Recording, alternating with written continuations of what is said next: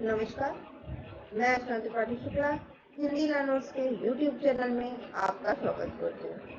आज का हमारा विषय है भारतीय संविधान के अंतर्गत मंत्रिपरिषद और मंत्रिमंडल में अंतर। तो मंत्रिपरिषद और मंत्रिमंडल में अंतर बताने से पहले आपको यह बता दूं कि मंत्रिपरिषद क्या होता है और मंत्रिमंडल क्या होता है। तो मंत्रिपरिषद जो होता है वह एक कार्यकारी संस्था है जो कि प्रधानमंत्री के द्वारा संचालित होती है। हमारे संविधान के अनुच्छेद 74 में मंत्रिपरिषद का गठन कैसे हो यह बताया गया है, जबकि अनुच्छेद 75 में यह बताया गया है कि मंत्रियों से संबंधित वेतन और भत्ते आदि की जानकारी दी गई है। केंद्र सरकार और राज्य सरकार ये दोनों मिलकर के मंत्री का चुनाव करते हैं। यदि कोई मंत्री अपना कार्य सुचारू रूप से नहीं कर पा रहा है तो उसके स्थान पर दूसरे मंत्रियों का चयन किया जा सकता है और मंत्रियों की संख्या में वृद्धि करने का अधिकार भी मंत्रिपरिषद के पास होता है। ठीक है, अब देखते हैं कि मंत्रिमंडल क्या होता है। मंत्रिमंडल जो है वो कैबिनेट मंत्री के रूप में होते हैं। मंत्रिमंडल स्वतंत्र रूप से कार्य करती है। इसकी बैठक जो है वो सप्ताह में एक बार होती है तथा जिसमें सरकारी कार्य संबंधित निर्णय लिए जाते हैं। ये निर्णय जो है वह सभी मंत्रियों पर लागू होते हैं। ठीक है, और सभी मंत्रियों को उनका निर्णय मानना होता है। मंत्रिमंडल को 1978 के 44वें संविधान संशोधन अधिनियम में शामिल किया गया है। इसका मंत्रिमंडल का पूर्ण विस्तार में अनुच्छेद 352 में बताया गया है। अनुच्छेद 352 को विस्तार से हम अगली वीडियो में पढ़ेंगे।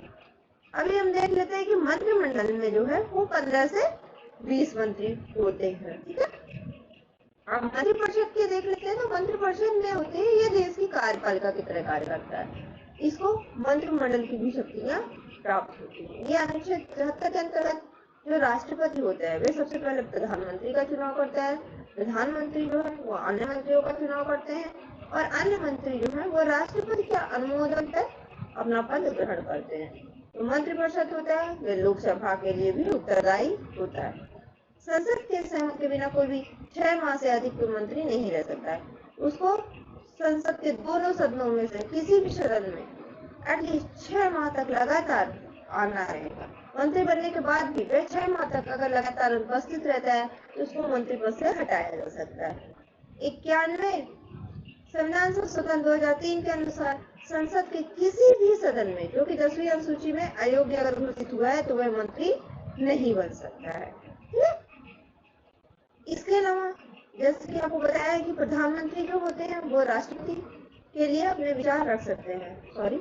राष्ट्रपति जो होते हैं वो प्रधानमंत्री के चुनाव के लिए अपने विचार रख सकते हैं। वे किन कारणों पे कब रख सकते हैं अपने विचार, तो देखते हैं जब लोकसभा में बहुमत न हो या फिर जब बहुमत दल के नेता कोई अपना एक नेता नहीं चुन पा रहा हो।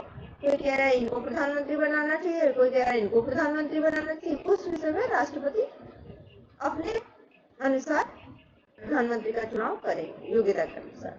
ठीक है, इसके अलावा राष्ट्रीय आपात की परिस्थिति में राष्ट्रपति जो है वो लोकसभा को भंग कर सकता है और अपने मंत्रियों का चुनाव कर सकता है।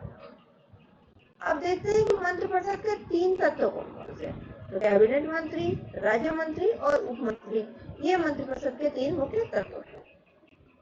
ठीक है, मंत्रिपरिषद जो होता है वह कोई सामूहिक कार्य नहीं करता है। वो सामूहिक बैठक में भाग नहीं लेता है, परंतु उनको सभी शक्तियां प्राप्त है। उनको मंत्रिमंडल, मंत्रिपरिषद आदि दोनों शक्तियों का प्रयोग करते हैं। वे सरकारी कार्य का रूपरेखा तैयार करते हैं। तो मंत्रिपरिषद का कार्य का जो निर्धारण है वो कौन करता है, वो मंत्रिमंडल के द्वारा होता है। मंत्रिपरिषद का उल्लेख संविधान के अनुच्छेद 74, अनुच्छेद 75 में किया गया है। मंत्री परिषद के सदस्यों की संख्या यानी कि मंत्रियों की संख्या 60 से 70 होती है। 60 से 70 होती है। अब देख लेते हैं कि मंत्रिपरिषद से संबंधित अनुच्छेद कौन कौन से हैं। तो अनुच्छेद 74, 75, 77 और 78 है। अनुच्छेद 74 में बताया गया कि किस प्रकार राष्ट्रपति की सलाह और सहायता के लिए मंत्रिपरिषद का गठन किया जाता है। अनुच्छेद 75 में बताया गया कि राष्ट्रपति जो होते हैं वह प्रधानमंत्री का चुनाव कैसे करेंगे। अनुच्छेद 77 में बताया गया है कि भारत सरकार के द्वारा किए गए कार्यों का संचालन किस प्रकार से होगा, जबकि अनुच्छेद 78 में प्रधानमंत्री के कर्तव्यों को बताया गया है।